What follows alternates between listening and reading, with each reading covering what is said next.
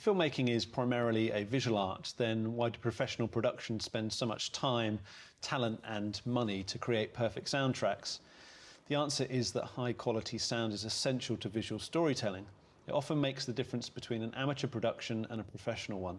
The Fairlight page in DaVinci Resolve is designed specifically for realising cinematic quality sound in your film and video productions. Most importantly, it is built into your editing application, which means you can refine the edit, visual effects, colour and sound mix right up until the time you master your final delivery media.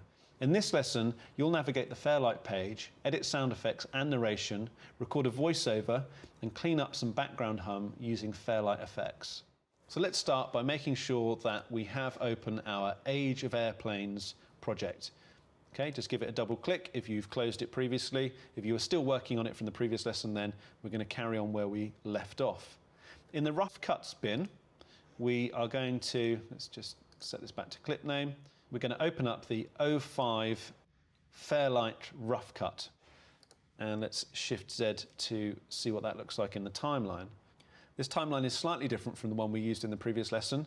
It has all the volume changes you made, along with the keyframing and the fade up on the music, but it also has some more sound effects. At the bottom of the DaVinci Resolve interface, we're going to click the Fairlight button to move across to that page. That is the one and only workflow step required to move from editing to audio post. While the interface may appear to be a single large timeline, the Fairlight page is actually divided into 4 sections. So at the top, we have the interface toolbar for showing and hiding panels all along the top here. We have the transport controls for playing, navigating and recording in a timeline, which all exist along here. We have the toolbar for commonly used tools and commands along here, and then the timeline that shows each audio track with individual channels. Your current timeline with the same color-coded tracks, markers and audio levels that you were using in the edit page are now available in the Fairlight page. It looks different because the Fairlight page is optimized for multi-channel audio recording, editing, mixing and sweetening. As you can see, the default layout is streamlined to only show the audio timeline. However, in the interface toolbar, you can open panels as you need them. By default, the media pool, viewer, meters and mixer are hidden though. So along the top here, as well as these buttons that allow us to turn on and off different parts of the interface, we also have the meters section. The meters show us a miniature view of the mixer, if you like, for every single channel and track that's in our project, as well as a couple of extra tools along the top here and a little miniature view of our project. We also have our mixer on show here, which again we can hide and show using these buttons up here. And I'm going to drag the left edge of the mixer towards the left to expand the mixer until it shows the channel strips for all 5 tracks. At a glance, you can see that the Fairlight mixer is loaded with controls, especially at the top where you'll find an effects slot, EQ, dynamics and pan controls. You'll work more with the mixer later in the lesson. For now, let's play the project. Luckily, many of the playback techniques you learned when using the edit page will also apply here. Let's drag the playhead to the start of the timeline or press the home key as before. If I press the space bar to play the project, you can use K and L and J as before as well. In this film, making a documentary about how the airplanes changed the world. It was really important to go out and shoot the real world. In the transport controls above the timeline, you can click the stop button to stop whenever you want to, in the same way you can press K. You can also use the play button, important to go out and we've also got our fast forward and our rewind buttons here. Let's press Shift Z just to zoom out so we see everything in the interface, exactly the same as the edit page. You'll notice that unlike the edit page, each track shows the number of channels it contains. Let's expand the tracks vertically so you can see more clearly the 2 channels on audio 1 track. I can fit the audio tracks vertically in the timeline window by holding down the Shift key and scrolling my middle mouse wheel. Now, that will also work on an Apple mouse just by scrolling up and down in the middle, thankfully, so it doesn't matter that I don't have a middle button. So Shift scrolling will increase all of the vertical track heights. Just a tip, when zooming a Fairlight timeline, the focus remains on the playhead for horizontal zooming, but the selected track for vertical zooming. In the upper right corner of the interface toolbar, we can click the mixer button to hide the mixer, as we don't need it right now. If we press the space bar, and watch the meters at the top, we can see them going up and down during playback. The meters display all your track and output levels. Because you have only a few audio tracks for this project, let's expand the viewer as a separate window and hide the meters. In the viewer, if you click the expand button to turn the viewer into a floating window. Click the meters button to hide the monitoring panel, and then position the floating window in the lower left corner of the screen. You can also view the video timeline edits above the audio tracks. In the toolbar, if you click the timeline view options button, which looks the same as in the edit page, and at the top of the timeline view options pop up, click the video tracks button. The video track and all the edits appear above the audio tracks in the Fairlight timeline. If you have a Blackmagic Decklink card or an Ultra Studio, you also can view the video on a second video display, like we have here. Let's click on the Audio 1 track header to select that track. Dealing with a handful of tracks is easy, but imagine that you have 50 tracks or more in your project. Suddenly you're going to want more than a vague track number to identify each track. Fortunately, DaVinci Resolve allows you to name the audio tracks in the header. So what we're going to do, once we've selected Audio 1, is on the A1 track header, double-click the name Audio 1. I'm going to type in sync in capitals and press return. This is the track that contains your sync sound from the interview. The next two tracks contain sound effects and the last two are for music. So I'm going to change the names of Audio 2 and Audio 3 to SFX01 and SFX02. Select SFX01 and Audio 3, SFX02. Audio 4, I'm going to double click and rename Drum Hits. And Audio 5, I'm going to rename Music. So as we did in the edit page, we can better organize tracks by color coding them as well. If I right click on the SFX01 track, I can change the track color to lime. If I do the same on the SFX02, in fact actually it's already done, but if I just double check, that will make sure that my two SFX tracks are the same color and these all appear as lime. On the Drum Hits track, I'm going to right click the header and choose Change Track Color to yellow. And I'm going to do the same for the music. Now the similar sound element tracks are color coded to match, thereby making it easier to pass a large timeline. Again, when you're working with only a few tracks, naming and color coding them may seem a little overkill.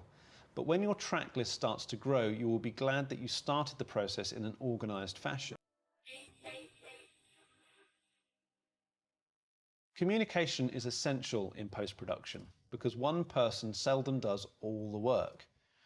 Even when you plan to do all the editing and audio mixing yourself, most projects develop too many details to keep in your head, so making a list is critical. Among the items in the list, you should include the basic decisions about where music, sound effects, and additional voiceover, or VO, should be placed.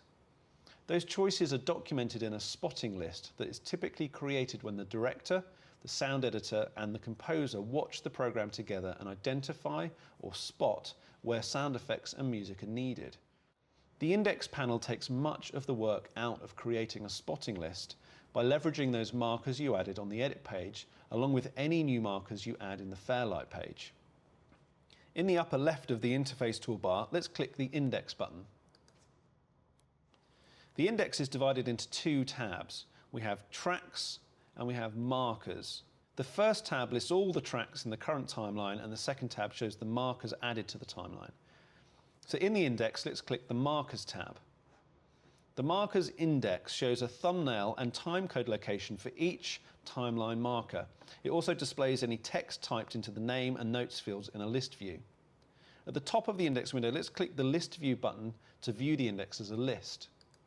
In the list view, you can use marker information in the columns to help create your spotting list by customizing the columns to show only the information you need.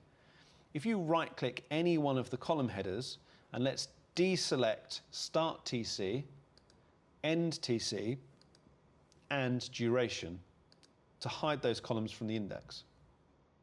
If you click the frame column header to sort the markers in the order they appear in the timeline, then we then have the marker spotting list set up, and we can use it as a guide for our upcoming work on the soundtrack. As a tip, you can sort markers in ascending or descending order based on any selected column header. For these exercises, you'll sort by the frames column to keep the markers in the order they appear in the timeline. Next thing to do then is double-click the first marker in the list. This will jump the playhead to the marker's position in the timeline, and the note attached to this marker asks why the sync narration is stereo. Why is this narration in stereo? So we have that note there under the name column. As a tip, in the Fairlight page, if you press shift up and down arrows to move the playhead from marker to marker, you can do the same thing just like you would in the edit page. Now, when I double click that, the playhead jumped to the marker position in the timeline, and the note, as we saw, attached to this marker asks why that sync narration is stereo. Although it isn't unusual to find editors cutting dialogue in stereo, spoken word tracks are often recorded and edited in mono. The reason for that is because we have one mouth. We don't need a sense of stereo for that. Whatever spoken words you have in your project, whether they be dialogue, interview or voiceover, they are probably the primary audio in your timeline. So it is essential to spend extra time finessing those clips to create a polished soundtrack. Now, the first step in editing spoken words is to evaluate those recordings. You can learn a lot about a track's recording methods just by looking at the audio clips in the Fairlight timeline. If you look at the A1 sync track, these clips have two waveforms because they are in a two-channel or stereo track. On the A1 sync track, let's click the solo button and play the two channels.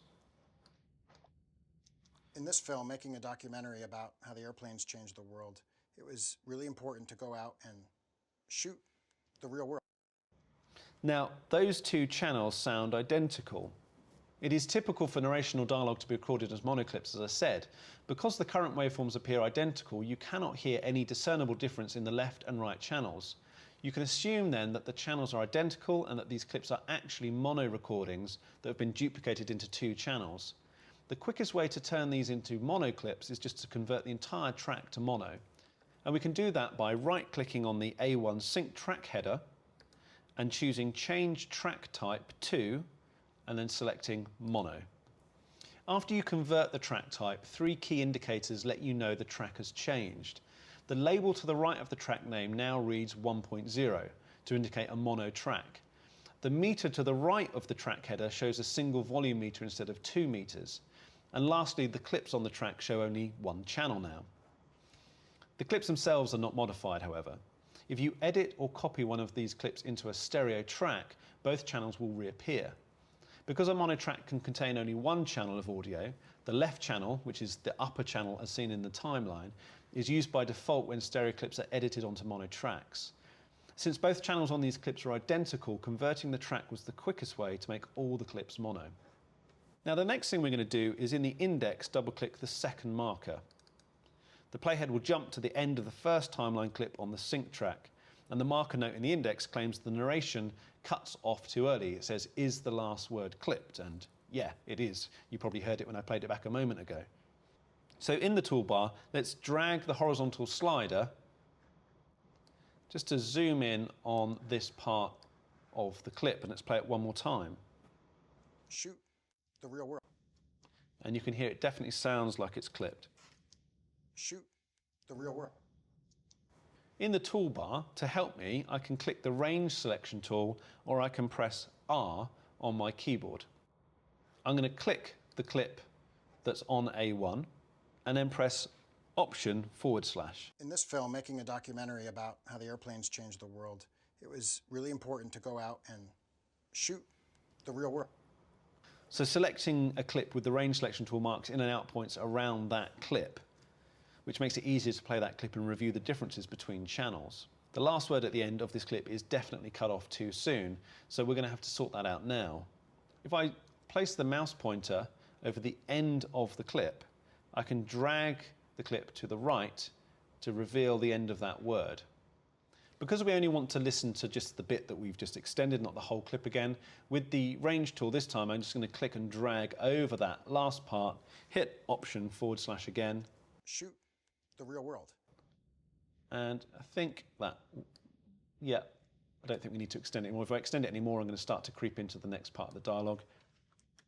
shoot the real world. I'm going to press the A key to go back to the standard selection tool. I'm also going to hit Option X or Alt X on a window to clear the in and out points. And I'm going to unsolo that A1 sync track. Now, trimming in the Fairlight page is not bound by video frames, so you can actually be very precise with subframe audio trimming. This is because audio is often sampled at 48,000 times a second, as opposed to 24, 25, 30 frames for video. So there's a lot more precision. Once your narration or spoken word tracks are edited, you can turn your attention to editing sound effects and music. Sometimes you'll use music which is completely mixed for the entire project. Still other times you'll have mixed music on which you'll want to add transients or short sound hits that add an audible exclamation point. So let's now double click on the third marker, which says copy drum hit to end as well.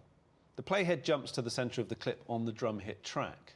If I press Shift Z, we can see the entire timeline. And I'm going to solo track 4 with the drum hits. In the toolbar, let's click the range selection tool again or press R, and let's just draw a selection and click the drum hits clip to automatically set a range around there, and let's hit Option /.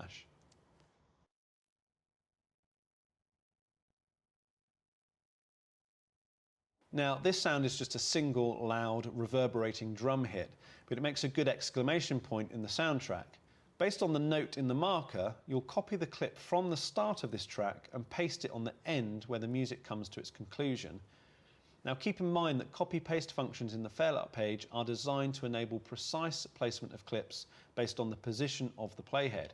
So pay close attention to your selections and to your playhead when moving the sound effects. I'm going to press my A key now to return to the selection tool and Option X to clear my in and out points or my range.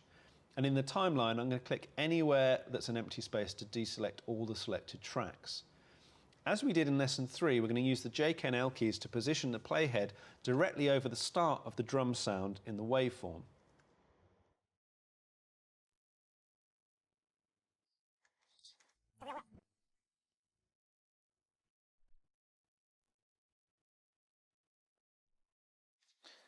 Now, if I unsolo that, and I'm going to select that clip, and I'm going to copy Command C or Control C on Windows, and then drag the playhead down towards the end of the timeline. As you move the playhead, the copy of the clip is seen as a translucent clip that follows the playhead. Now, throughout the move, the playhead maintains its position at the start of the drum hit waveform. This behavior makes it easy to position the drum hit sound exactly where you need it. When the playhead is located at the start of the last video clip in the timeline, which is the movie credits clip, I can press Command V. So this ghost image here will become committed based on where my playhead was. Remember, my playhead when I hit copy was at the beginning of the exact drum sound. So that's exactly where that has been pasted with the movie credits in point. If you find it's not quite in the right place, you can use the comma and full stop keys to nudge it, just like we did in the edit page. Certainly looks okay to me. I'm going to go back to my standard selection tool by pressing A and Option X to remove any range points. You can record your own voiceover in DaVinci Resolve as well, right in the Fairlight page in the timeline. All you need to do is to set up a microphone, patch the microphone input to a track, arm the track, and then start recording. In this exercise, you'll record a temporary ending voiceover tag for this trailer.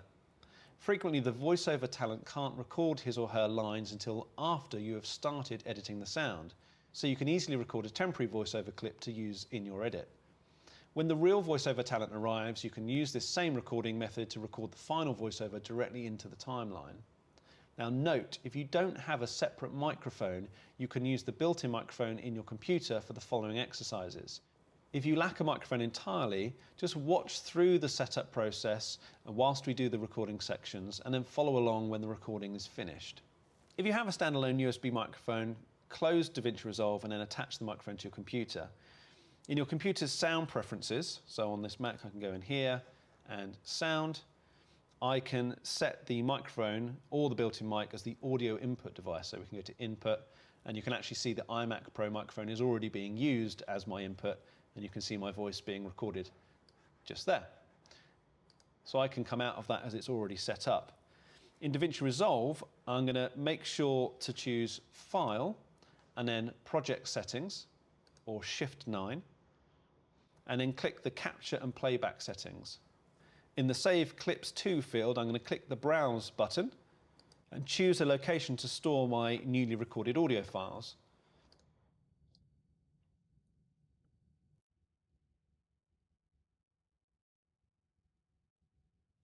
I'm just going to click now to reveal the mixer over on the right-hand side.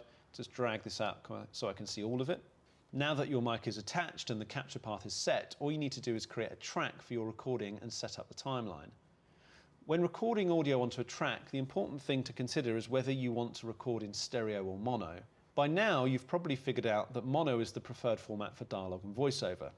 So for this recording, you're going to create a new mono track and use the input settings in the mixer to patch the microphone to that new track.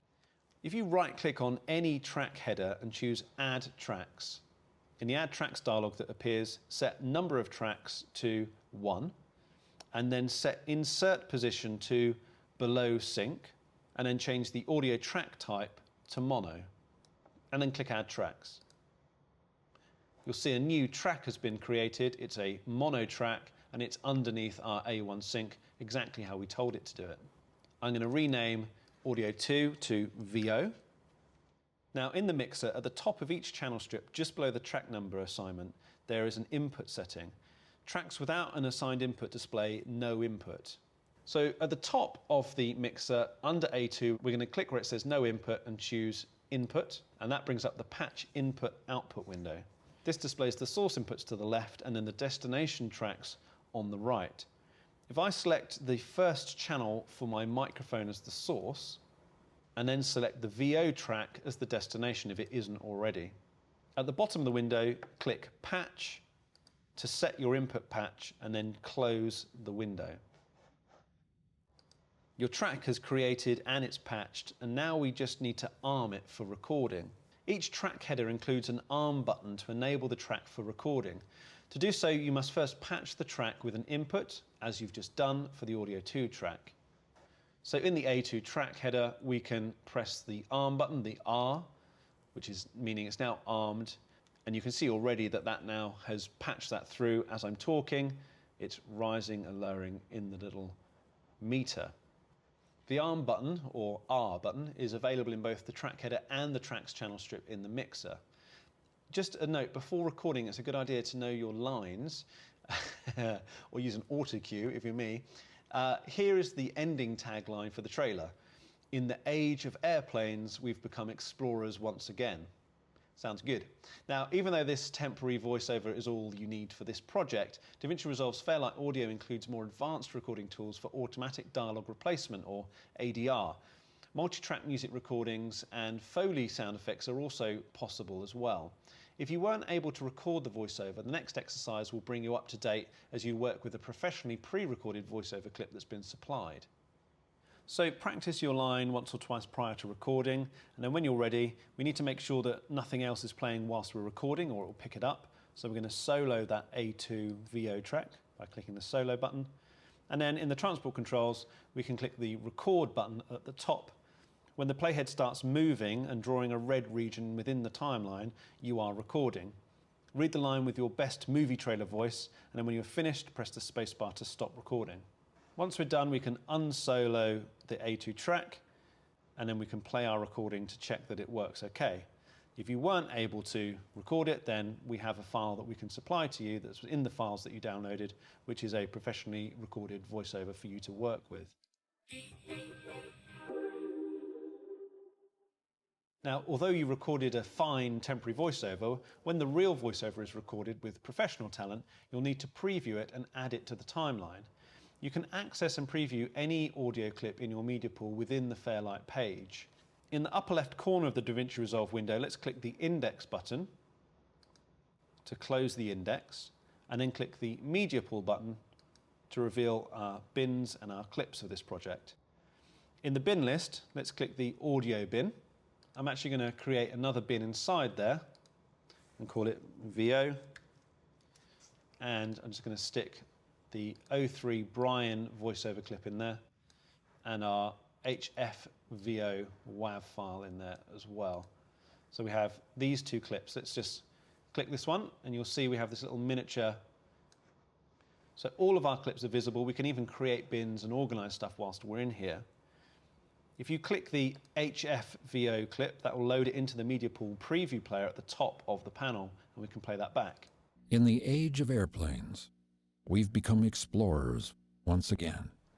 So there's our professional voiceover. Don't know why I'm laughing. It sounds perfectly good. There's just something about voiceovers that makes me chuckle. Anyway, this sounds perfectly decent. So let's click the HFVO clip to load it up into the preview window. Now, before we even play this, the appearance of two channels here, two waveforms, should tell you that this is a stereo clip. Now, you should also see that the upper channel, channel 1, the peak is lower, which indicates that it is a quieter channel. Let's give it a listen to hear the difference. In the age of airplanes, we've become explorers once again. Now, as a tip, listening to the differences in channels is easier when using headphones because each ear will separately hear the different channels of the stereo clip. The left channel, channel 1, does not sound as clear as the right channel, channel 2. It is often the case that dialogue or interviews are recorded with two microphones. A boom mic is typically the primary and clearest mic, while a lavalier or lapel mic is used primarily as a backup. You now need to ensure that channel 2 is used when you edit your professional voiceover clip onto your mono track. So in the bin, we're going to right-click the HFVO clip and choose Clip Attributes. The clip attributes show the format of the audio as well as the channel mapping. By default, the left channel is always channel 1 and is the channel used when converting a stereo clip into a mono track. You can change that default behavior in the clip attributes window though.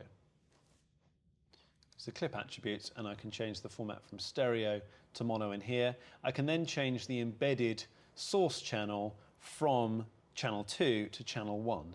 Now, this is actually currently a bug that's actually causing the program to crash for me, so I'm not going to do it because it keeps making Resolve crash instantly. So I'm going to leave it as stereo just for a moment until I figure out a way around that.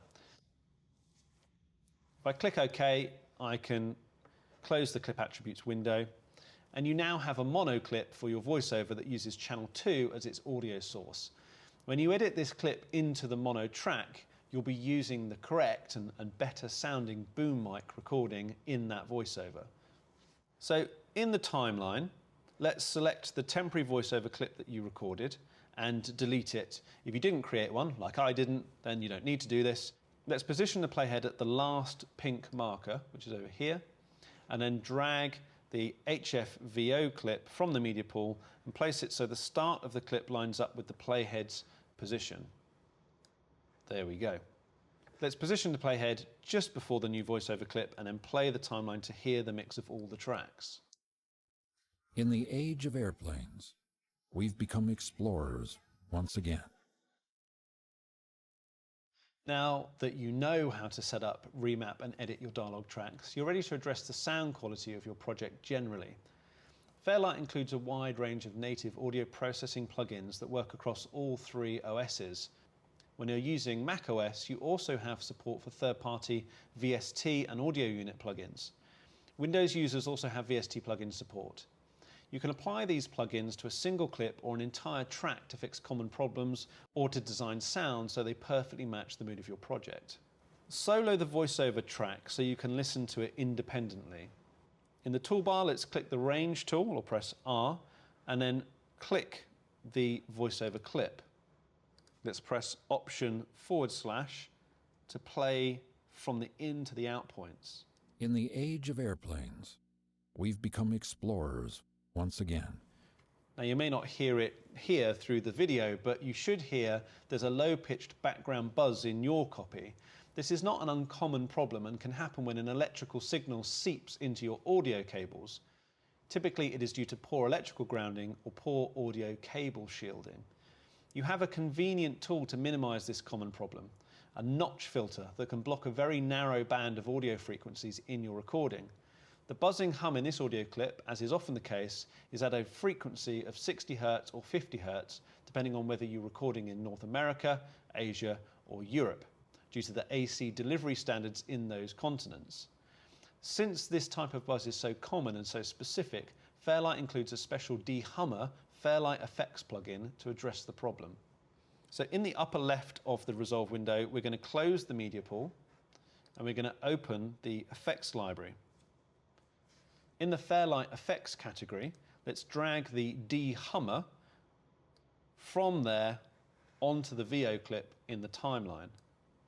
When you apply the plugin, the de-hummer dialog opens with controls to specify the type of hum you have. If the inspector is open, it will also show controls for the de-hummer.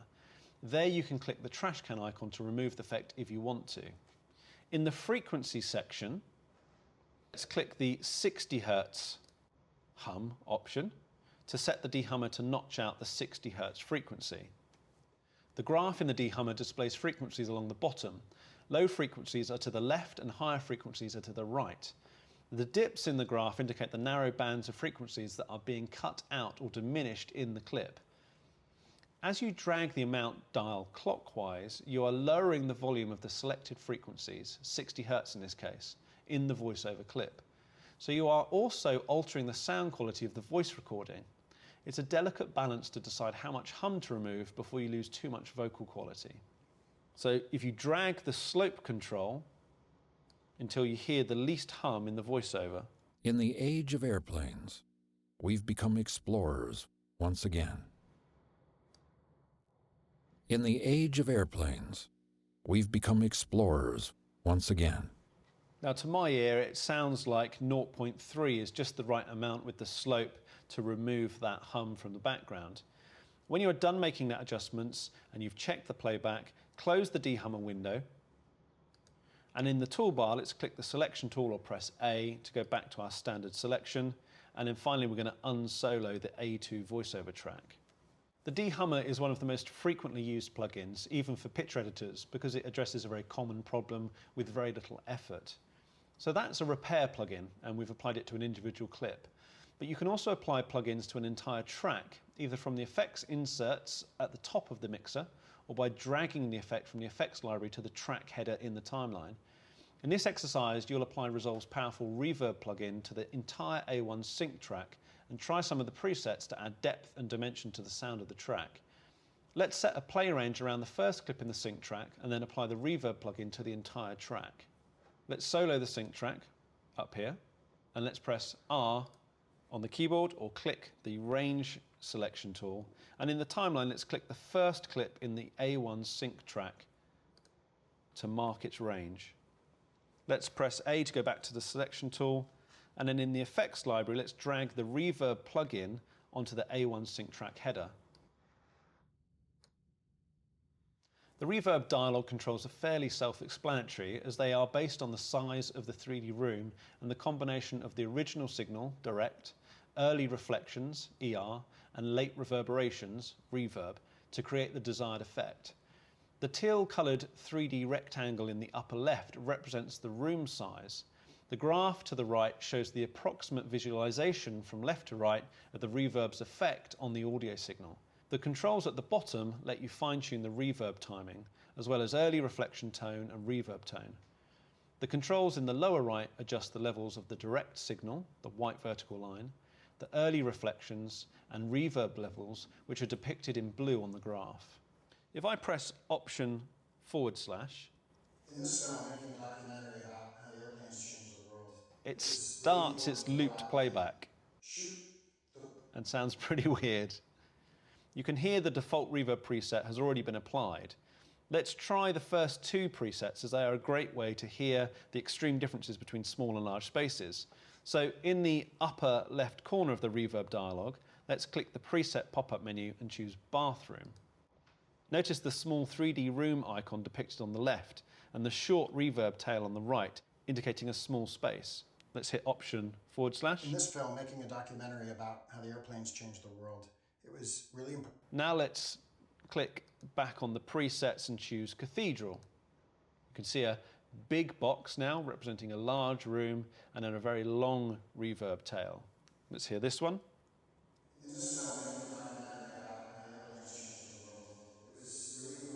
Now, if I click the red bypass switch here, we can Out and hear it shoot. bypassed. It's quite a huge difference between the two of them.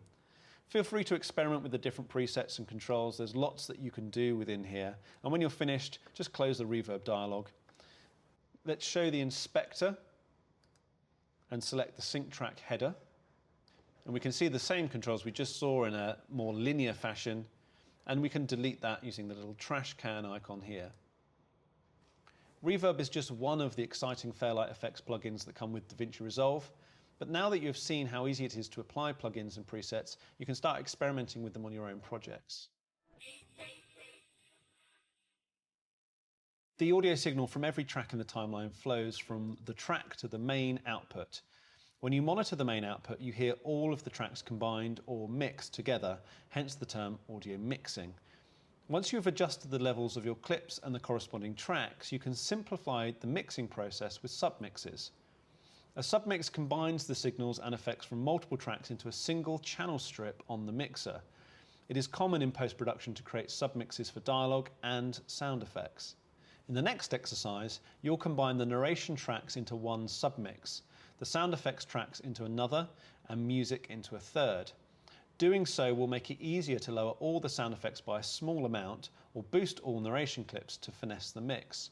The Fairlight page has a very simple but powerful way to create and assign tracks to buses or submixes. Now that you have set the relative levels of each clip, you can place all your narration into a submix and do the same for the sound effects. So I'm going to choose from the Fairlight menu at the top the bus format option, and the bus format window will appear. The bus format window is where you assign tracks to one of 4 types of buses. Submixes are just one of those types. This window currently contains the default main bus called M1, which is the stereo audio output for the entire project. If I click the sub button to add a submix bus to the bus list, I can then take that new submix and use it for the mono, sync and VO tracks. So the first thing that you need to do is to make sure that it is set to mono and has a more descriptive name. In the format pop-up menu, ensure that sub 1 is set to mono. I can see it already is here, so that's fine. In the username column, double click and rename it from sub 1 to VO sub and hit enter. You can also assign colors to the submix. So in the VO submixes color pop-up menu, we can choose navy. Once the VO bus is set up, you can set up another for the sound effect tracks.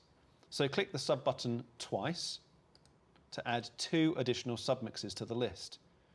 In the format pop-up menu, choose stereo for both of these new submixes because the sound effects and music are already in stereo.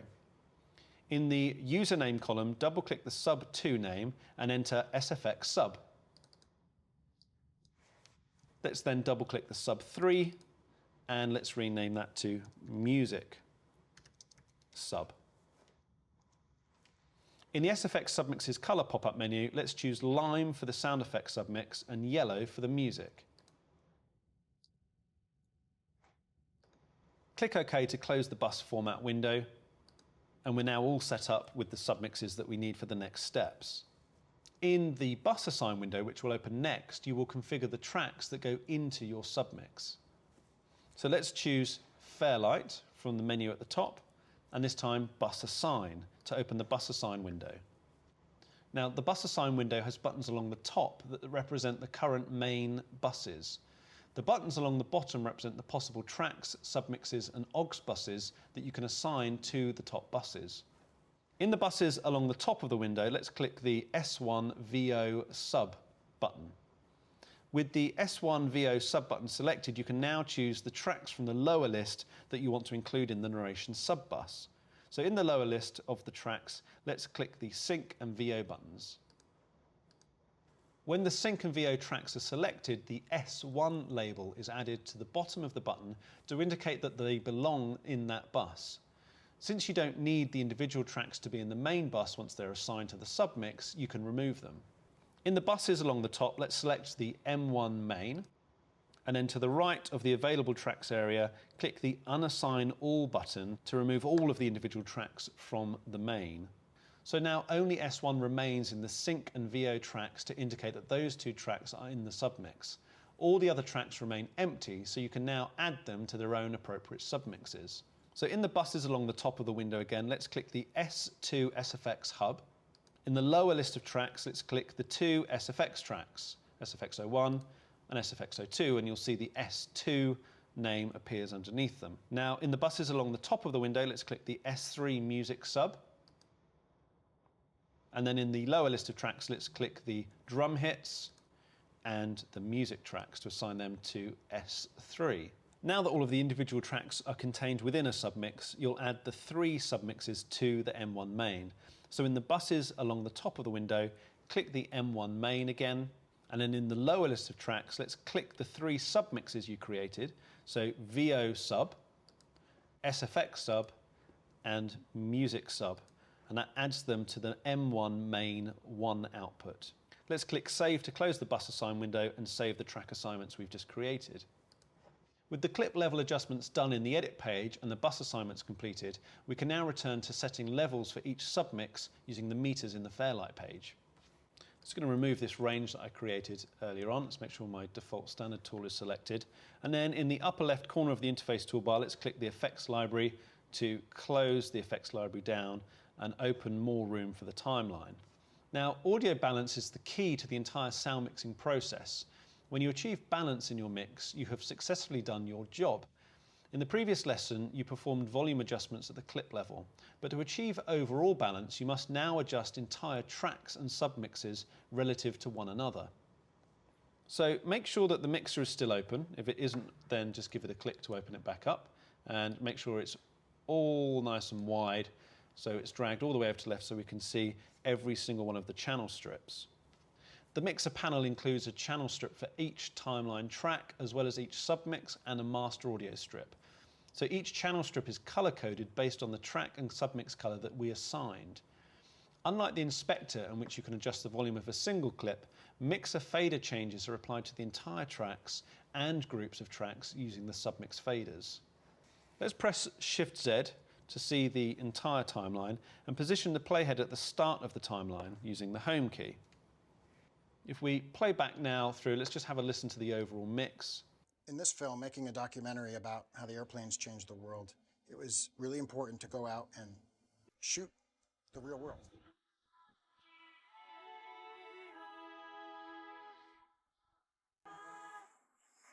It was possible to shoot it, we wanted to go shoot it. If we couldn't get the shot or the weather wasn't right, we would either go back to that location or to make the movie. Now, overall, the sync sound interview clips seem a little low, but that's no problem because we can just adjust the volume level for the entire track using the corresponding sync fader in the mixer. So I can go through playing and I can adjust these faders for all of the different channels and also, importantly, the submixes to bring things up or down as a group or as individual tracks, mixing the levels until they sound exactly how I want them. So for example, the drum hits are way too high. We can bring those down individually here. We can turn the sync up a little bit. The voiceover is a little loud. We can turn that down. We can then bring all of the voiceover up. We can then bring down all of the music if we want to, or we can bring all of the sound effects up. We can do them as batches using the submixes or as individual tracks. We've got complete flexibility to mix the overall program now. As a tip, you can use the automation control to record track level adjustments as you play in the timeline. You can learn more about the Fairlight page in the DaVinci Resolve user manual, as we don't go into that in this particular course. But it does allow you to record keyframes on the fly as you're mixing the levels, which gives you a very natural way of creating those changes in volume across the different channels and across the different submixes. As you adjust overall track levels, it is important to keep an eye on your meter levels and to monitor the audio results using quality speakers in a calibrated system. Just as you want to view your video content on a calibrated display, you must hear your soundtrack content in an audio calibrated environment. So, before you complete audio post-production, take off those headphones and prepare your final mix using professionally calibrated speakers if you can.